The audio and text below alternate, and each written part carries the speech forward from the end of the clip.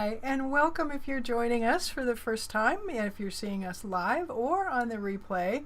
My name is Robin Forster, and I am with Feel So Alive and Feel So Alive Informed. And I am always trying new things, so we'll see how this goes today. And I just wanted to tell you a little bit about how our program runs so that you'll have an idea. I have two different guests that I pull in. It's a Zoom recording that I've done ahead of time because you know we are in the era of anything that can possibly mess up probably will. So I'm trying to prevent that as much as possible. Our first guest is a healer. She'll be on for about 10 minutes, and then I have a little health tip in between, and then our second guest comes on for 10 minutes, and then that's the end of the program, and I appreciate you being here. So let's go ahead and get started, but before we do, the world is a little weird right now. I know we all know, so we don't need to go into that, but I know it hurts our hearts. And so I would like to see us do 30 seconds of just taking a gentle moment, thinking about if you do prayer, if you do blessings, whatever it is that's comfortable for you, white light. Let's just go ahead and spend 30 seconds and send some good juice out to the universe and to the world, because I think it needs it. So I'm going to go ahead and start the timer.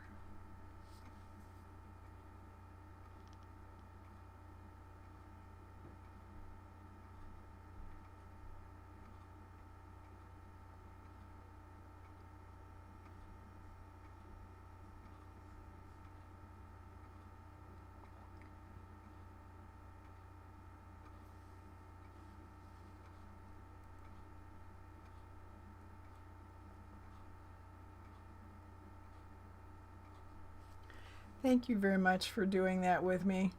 I know that that's going to help. And I'm also trying something else new today. I've been trying to figure out how to keep the flow of the program, the words that I'm going to say, how to keep them where I can actually see them, because it's a lot more helpful. And so right now I have them on the side of my monitor. So cross your fingers. Let's see if that really works. So first of all, I wanted to tell you a little bit about our two guests today. The first one, a healer, is Amy Kubanek, and I'm probably pronouncing that wrong, and she worked on me to help me to pronounce it right. Anyway, she's really a fascinating healer and all about movement, and we'll talk a little bit more about that in a minute. And then our second one is our business person is Dee Bowden, and she has a fascinating way of looking at the whole cash flow issues in small businesses. So I'm really excited for you to hear both of them, and as we usually do at the end of their interviews, they're going to share a number of different tips and techniques and things that we can use right away. So let's go ahead and get started. And our first healer is Amy. Hi, I'm Robin Forster with Feel So Alive and Feel So Alive Informed. And today I have a very special guest that I want to share with you. So Amy, say hi to everybody. Hello, hello. Excellent. So I met Amy through networking, and we started talking about health because I'm into health and wellness. And so Amy was sharing with me some of what she was doing, and I said, oh, Amy, we have to do an interview. I need to share your tools and your techniques with the world because it's kind of awesome, and we all need more help with our bodies during this era in our lives. So Amy, just a little bit about her, and then I'll let her tell you more. And the reason I'm looking down is because I have my notes, and I want to make sure that I don't miss something. So Amy was trained as a professional dancer, and as a kid, my mother tried to help me learn how to dance, and there are just some things that I should not be allowed to do. So I really, really appreciate someone who has that as part of who they are, because it's an awesome skill to have. And then after doing professional dancing, she also became a Pilates teacher.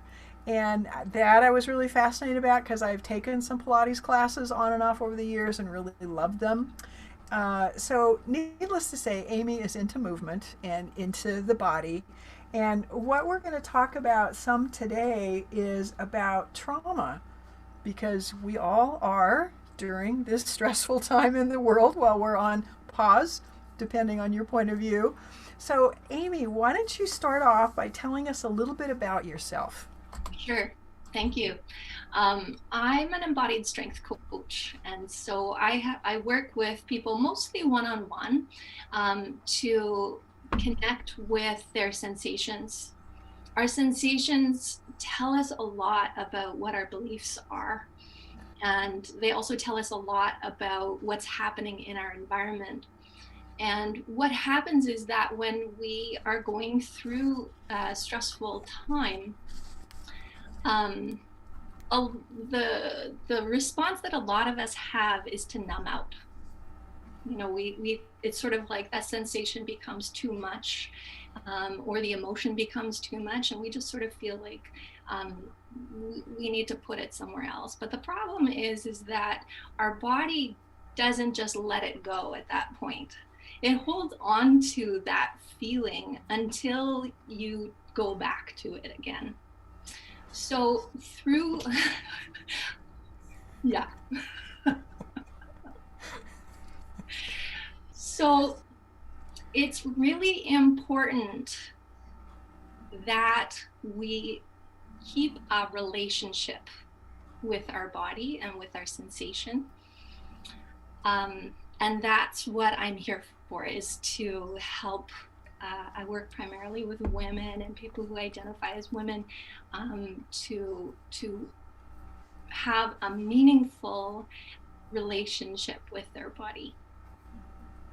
That sounds so fascinating because, on one hand, I'm thinking, well, of course, I have a relationship with my body because we hang out together all the time. And then on the other hand, I know some folks, one I'm thinking of that I won't name, who it does not have much awareness of his body. Yeah. And what hurts or what feels, or all those things. And sometimes I look at him and it's, how can you not know? But people don't. So that's part of why I was drawn to you and wanted to share that, because we all need it, and I know in my life I need it more.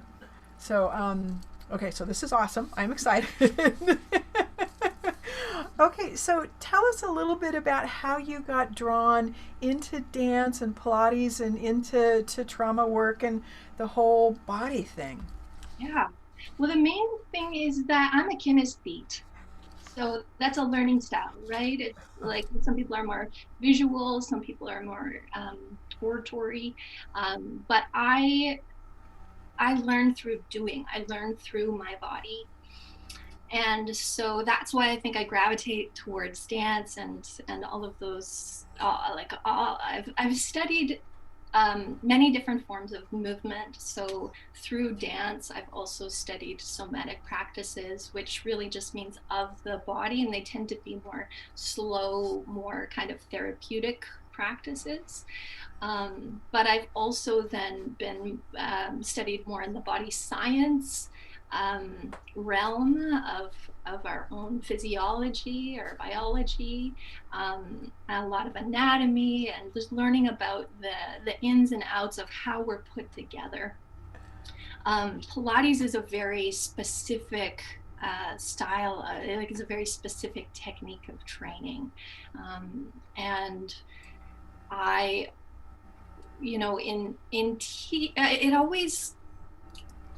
it always struck me as I was teaching people and I was learning it for myself, how like that I would see that disconnect in people.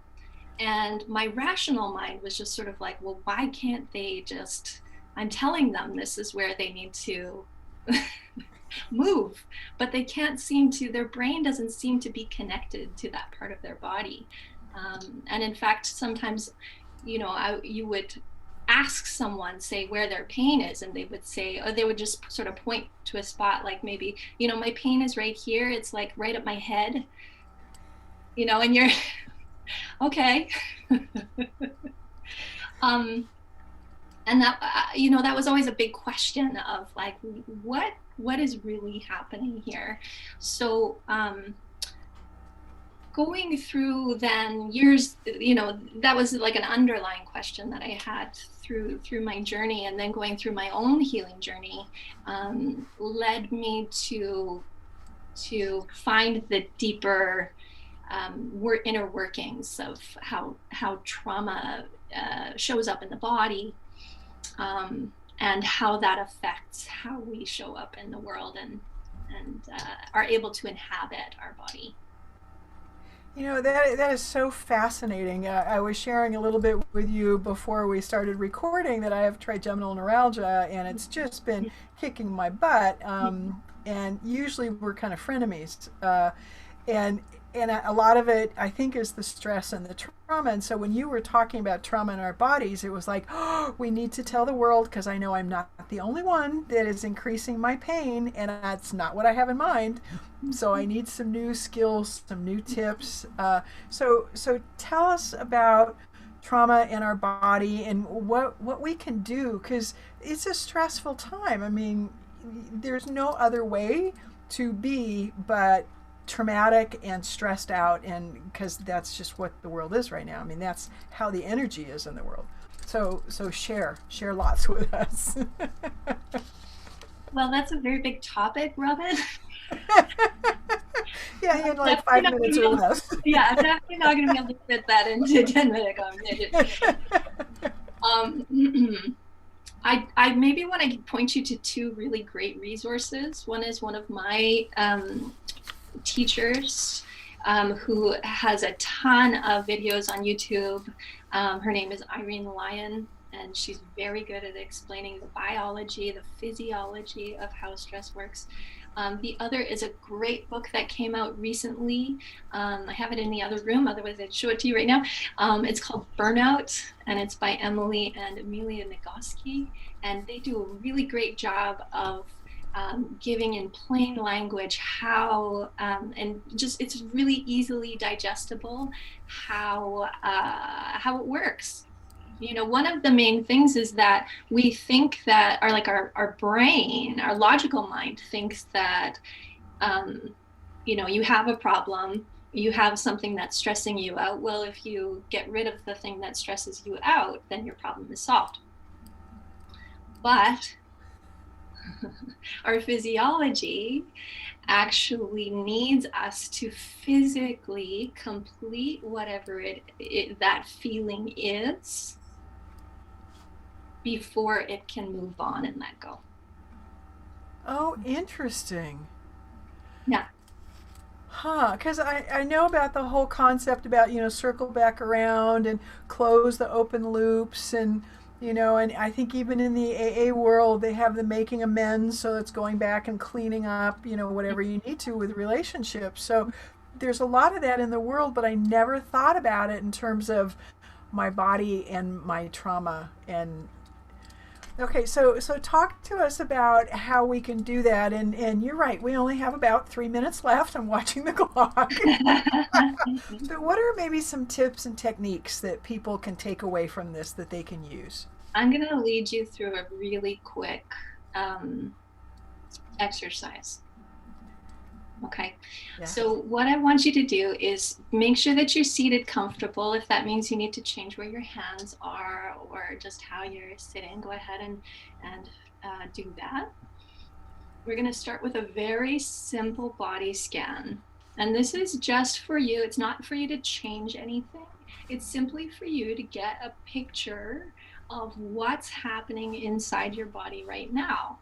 If we had more time now, this could be a longer process. You could make it a whole 10 minutes, just the body scan. But for right now, we're going to keep it simple at around 30 seconds or so.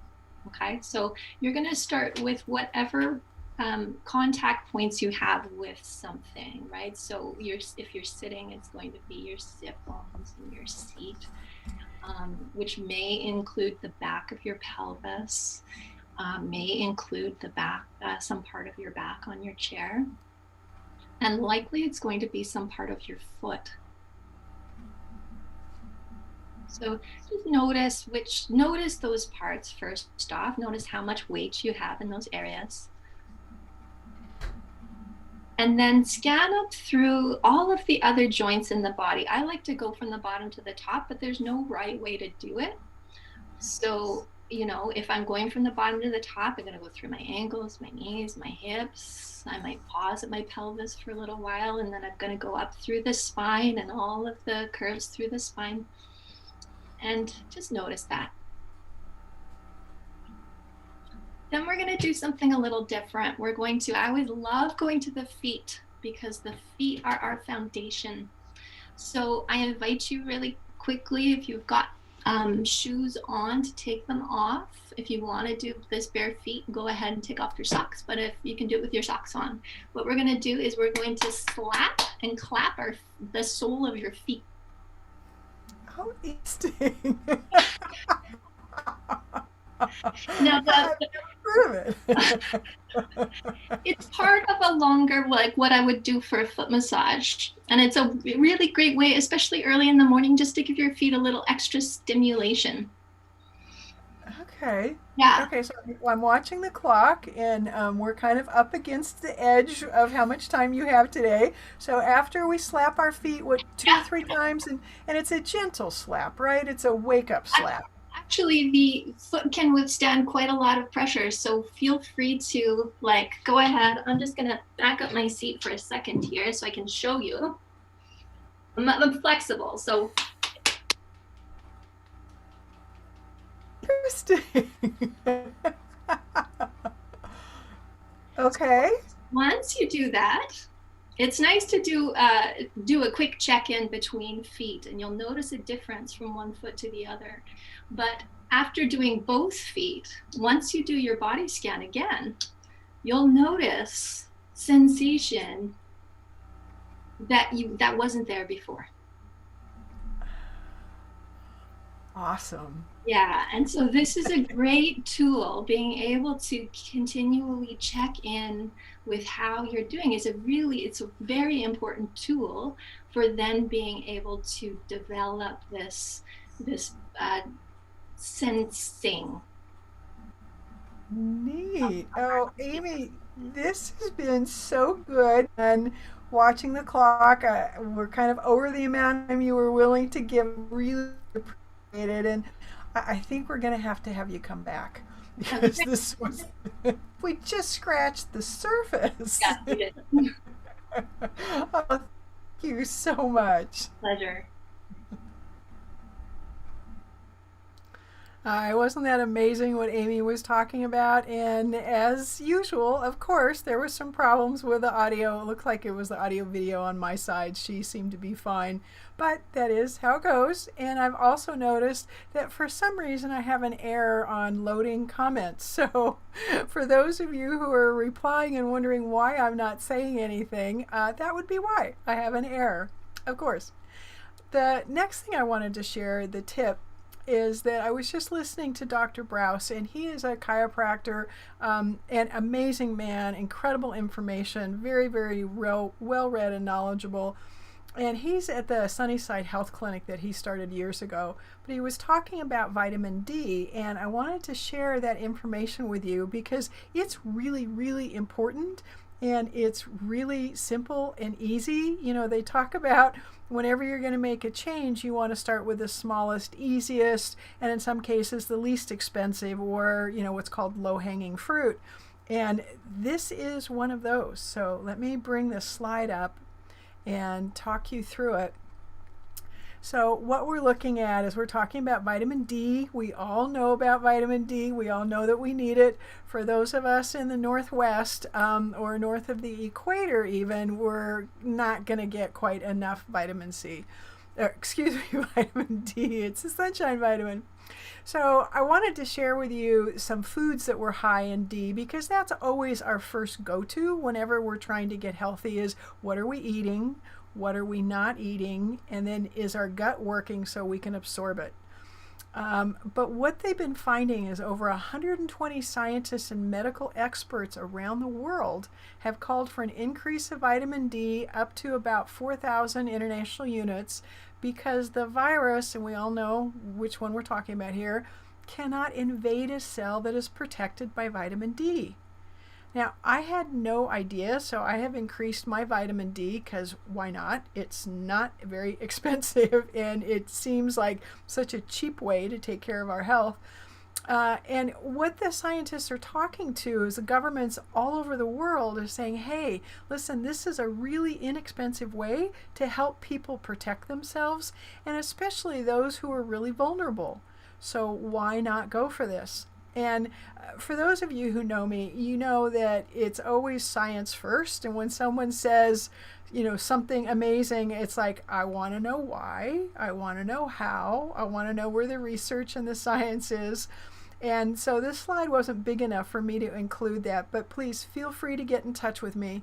I'm more than happy to give you the links, or you can go to Dr. Browse's Coffee Talk, and that's on Facebook, and that's at the Sunnyside Health Clinic that he's got.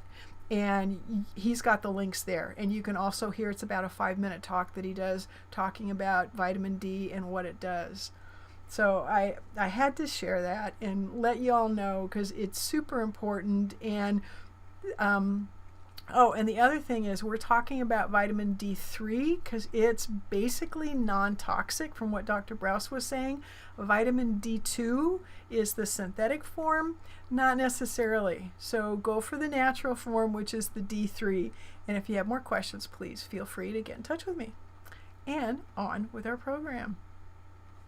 So our next guest is Dee Bowden, and she is really fascinating. I had never thought of collections in a positive way before. I've always thought of it as, the stories of people having their cars repossessed and, all those kinds of things. And Dee's point of view is very, very different. It was just fascinating. She lives in Maryland, and she's on a mission to serve businesses to solve their cash flow problems. And she was also featured recently in Forbes magazine in an article December 12th, 2020 issue. So if you can, look that up. I'm guessing it's online. But let's go ahead and hear from Dee. Okay, we're recording to the cloud. There we go. Hi, I'm Robin Forster from Feel So Alive and Feel So Alive Informed. And I have a very interesting and special guest today that I'm excited to share with you all. And this is Dee Bowden, and she's from Maryland. And she has a very different background that I think we're all, as small businesses and medium-sized businesses, going to appreciate. Not only does she have a master's degree, but she's worked in the corporate world, in IT, and also engineering and in government contracts. And I should tell you, I'm looking down at my questions just to make sure that I cover all the important things. So Dee, do you want to say hi to everybody? I'd like to say it this way. Good afternoon, good morning, good evening, wherever you listen to this fabulous podcast around the world. I am Dee Bowden. I'm the founder and CEO of BCS Solutions. Thank you, Robin, so much for the opportunity to talk to your audience. Oh, well, thank you, Dee. I'm excited to have you here because this is an area that we haven't talked about at all. And I know it's really important, so I was so glad to meet you the other day and just go, yes, this would be perfect. Absolutely. Okay, so the first question that I'm going to ask you is if you would take a few minutes and tell us a little bit about you. I just briefly glossed over your background, but so people have a better sense of where you're coming from and how you learned all these things that you know now. Well, great question. So who I am, I'm Dee Bowden. I'm the founder, again, and CEO of BCS Solutions. I'm originally from Boston. I now live in Maryland. Fun facts about me. I love smooth jazz, hot air balloon rides, and Ferris wheels. My career has been in contract administration. So every time you're in business, whether it's small, medium, or large, you usually have a contract or agreement for what you do. And then I deal with the end part, which is collecting the money. So most people have the sales, they have an order entry or a deliverable of some sort, and then there's that sticky part called collections, and that's the part I live in, and I love it because collections is three things. It's problem solving, number one. Number two is an extension of customer service. Then my personal favorite is expressing gratitude. Nice, because I think when we think about collections, we always think about all those stereotypes of yucky and middle of the night repoing cars and, that kind of thing. So I'm really excited that you can help us see that there's another side to it that is not yucky. True, and I'm so glad you said that because one of the challenges in terms of talking about collections is that, let me state this. There's two types of collections. So what you said about the yucky, the repo, That's called consumer collections, and it doesn't necessarily have to be that way. It just so happens that that's the reputation that some people have exuded toward it. But there's consumer collections, which is basically like your medical bills, your cell phone, your cable. There's people that are calling you because you owe them for your product, for their product or their service. That's consumer collections. I'm in what's called business to business collections, which is basically if you come from a corporate background, you probably are familiar with a chief financial officer or a comptroller, and I would be the person that reported to him or her, and I'm responsible for interacting with the vendors who have provided a product or a service, and I need to figure out how come you haven't paid us in the nicest way possible, along with building the relationship, solving the problem, extending customer service, and like I said, my secret sauce is gratitude. Well, and that's so important in this wonky year that we're in and going into the next year, because I'm guessing that there's a lot of vendors who are trying very hard, but they're hard hit. And so there's even more issues going on now than before with collections. Oh, absolutely. And I think it's because when we came into 2020, like most of us do, you think, oh, I've got my calendar laid out for first quarter, second quarter, third, fourth. This sale will come in. I've always worked with this customer. We've never had a problem. And all of a sudden, COVID hit. And now all of a sudden, what you thought would be all these sales would come through, the payment, the deliverables or products would go out, the payments you'd bill, and then the payments would come in. All of a sudden, everything switched because if you had to ship something, if you were used to shipping things in 2 days, it took 10 days. And so the domino effect happened of what was normally have the sale, process the contract, process the order, bill for it, get paid. A real short cycle has gone longer. And unfortunately, because of COVID, what should have taken, say, 10 days has now become 30 days, it's become 45 days, it's gone on and on and on. And unfortunately, if you're a small business, if you don't get your sales in, you don't get your cash flow in, you can't pay yourself, you can't pay your staff, you can't do what you need to do. And unfortunately, people have ignored those sales because they're like, oh, I'll get to it. And unfortunately, it's turned into, we have to close our doors or we don't have enough money to stay open. And you're seeing companies go out of business, unfortunately, because of that. And it bothers me because it's like, it didn't have to be that way, but because the end part of your sales cycle is what is the part that you ignore. It's the one that's actually the most costly. I've been learning that as a small business, that the numbers really are our friends. They are. Even though we don't always feel that way. I'm speaking personally. But I appreciate you explaining the ripple effect, because I think we don't always consider that. We just kind of see what we can see and don't get what else is going on. Okay, so you've told us a little bit about how you got drawn into this work. Is there anything else that you want to share before you get into some of your tips? And I know you brought some friends that you I did bring some friends. I am dying to hear and to see what you do with these friends. Okay, so what Robin is talking about, before we went live, I said I have these 3 friends, and so let me introduce my friends. So, if you're a small business, you may have this much money that's owed to you. If you've scaled, you may have this much money that's owed to you, or if you've really scaled, you've got large amounts of contracts that are owed to you. So what I'd like to show you is that basically your cash flow could be at this level, or this level.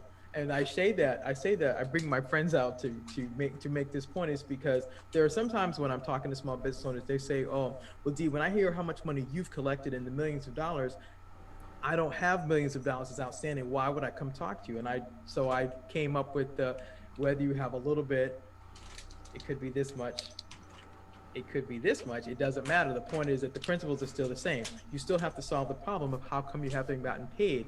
I personally believe that collections is problem solving, number 1. It's an extension of customer service, number 2. And number 3, it's gratitude. People keep asking me all the time, why do you say gratitude? Well, I personally believe that you thank your customers for doing business with you. If you look at it right now, it's the end of 2020. Most companies, depending upon what size they are, have been sending out cards all year, well, especially since probably like Thanksgiving. Thank you for being our customer. We appreciate you being a loyal customer all year long, et cetera. What are they doing? They're doing customer service because they want to thank you for being a customer this year, and they want to make sure that you're going to stay with them for the next year. And so It's the same principle in your business. If I ordered 10 sneakers from you and I only have 8, if you are doing business with me and you want to make sure I'm happy, you're going to want to talk to me about, well, Dee, I'm so sorry you didn't get all your sneakers. Let me get you your other pair. And I might throw in something extra because I want to make sure you're happy with my service and you're going to do repeat business. What are you doing? Customer service, solving a problem. And I think the sweet sauce is gratitude. Nice. That was so nicely explained. And then you got my brain thinking about what it is that I want to send out in a postcard in January. So thank you. That was helpful. And we have a few more minutes, and I know that you have some gifts or some tips that you would like to share. So let's do that now. Okay. Well, thanks, Robin. So listen, if you're a small business owner, small or medium, it doesn't matter. If you are struggling with collecting your cash, I'd like to offer you this free tip. It's actually called 5 steps to collect your cash. You can go to www.collectthecash.biz. That's www.collectthecash.biz. And there's a free PDF. You put your first name, last name, email, and you can download it right then. So again, it's www.collectthecash.biz, and it's a free gift. It's actually called secure your 5 steps to 5 steps to secure your cash flow, aka collect the cash. It's a free PDF. It gives you 5 simple tips that show you what to do, how to track your accounts, how to follow up, how to identify the easier ones, and then my favorite 2 are writing it down and of course celebrating when you get the win. I like that. That is excellent. And you did that so concisely. We still have a few more minutes. Is there anything else that you would like to share that can help medium businesses, small to medium businesses? Sure. You know, if we've got a couple minutes, how about I tell the story about how all of this came to be? Yeah. All right. So I'm originally from Boston, as I said. And so about 15 years ago, I used to work for a small IT firm outside of Boston, where I'm from. And I got hired by the collections department to actually come in and collect this money. So you can imagine if you ever worked for any company, small, medium, or large, you know, they bring you on board, they welcome you, and they bring you to your cubicle, and they go, hey, welcome aboard. You meet all the team, and I'm like, okay, great. I go sit in my cubicle, and then they said, listen, we've got some outstanding accounts that have been sitting for a long time, and we need you to get to work. I'm like, okay, cool. Well, I didn't know that they had $8 million worth of outstanding accounts. I thought it was just a little bit. They're like, no, it's this much. I'm like, what? So kind of where my friends come in about how much you have in collections is this size, or this size. I came in with the jumbo size off the brink. So I've had sit in my cubicle. I've got $8 million of outstanding sales in the IT firms. So they sold software licenses and computers and all kinds of products. So I said a short prayer because I happen to be a believer, said my prayer, kind of went like this. Hey, God, yes, Dee, how are you? I'm good. Need your help because I've got this $8 million problem. I don't know how to solve it and I need a clue. So I got quiet. I got my clue and I'm like, oh, I discovered that the reason these accounts have been sitting so long is that nobody figured out that there was a problem. And that's where the whole thing about my business collections is problem solving, customer service, and gratitude. So when I figured out what the problems were, I was able to build the relationships over the phone and collect $6 million in 60 days while working part-time. Now, at this point, you're like, oh my gosh, that's amazing. That's true. But what drives me to do what I do today is because around October, at the end of October, the CEO of the company says, listen, let's come downstairs and have a chat. I'm like, mm-mm. Now, I'll be honest, the first time I thought, okay, we're going to get a bonus. Because I'm thinking, yes, we made our quota. No, we come downstairs and he says, listen, I want to thank everybody for the services across sales, contracts, order entry, invoicing, and my lane collections. We've made an executive decision. We're closing the business. You've got 30 minutes to go get your stuff. And this is 2 months before Christmas. Now, that was 15 years ago. But in 2020, we have the same things going on, except they're not having these long conversations. Doors are just closing. You go show up to work, and all of a sudden there's a sign that says we're out of business. And because of me working for a small business, I decided to create my company to teach small business owners not to neglect their sales on the front end, but most importantly, to remember the sale is not complete until the money is actually in the bank. That company went out of business in part because they didn't collect all their cash flow. But number 2, there were mistakes made. I'll never know. I was an employee. I was a part-time employee, but I have enough sense to know that when you neglect the processes across all the things that matter in your business, which is sales and marketing and contracts and billing and then pay and receivables, you can sleep on those things and think, oh yeah, I've got all these sales, when you actually don't. This company fell asleep and thinking they had $8 million worth of sales on the books, yes, but the money wasn't in the bank. And unfortunately, even though we made our quota, we didn't do enough to save the company. And from that day to this, I've been on the journey to talk about why this is so important, and for you to manage your cash flow, track it, and when you see a problem, don't neglect it, address it. Wow. Indeed, this is amazing. This is really good. I appreciate this, and I'm watching the clock because I know that you have another commitment. Now, do you have a course that you have put out that people can take so that they can figure this out? Absolutely. The class is actually called Collect the Cash, and it'll give you the 5 things. You'll learn how to set goals, identify easy accounts, work on your mindset, believe you can collect it, write it down, and then affirm it. And you can find that course at www.collectthecash.biz. That's www.collectthecash.biz. That's perfect. So you've got the freebie that they can download right there, and then Yes. you also have a course that's available. Absolutely. Perfect. Dee, thank you so much. This You're is welcome.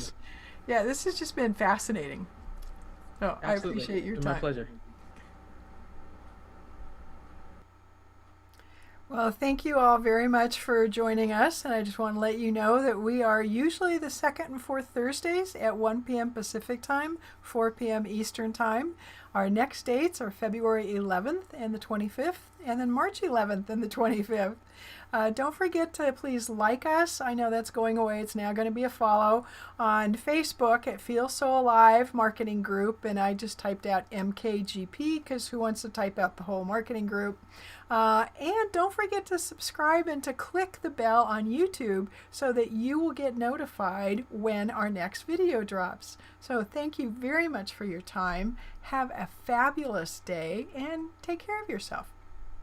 Thanks. Bye-bye.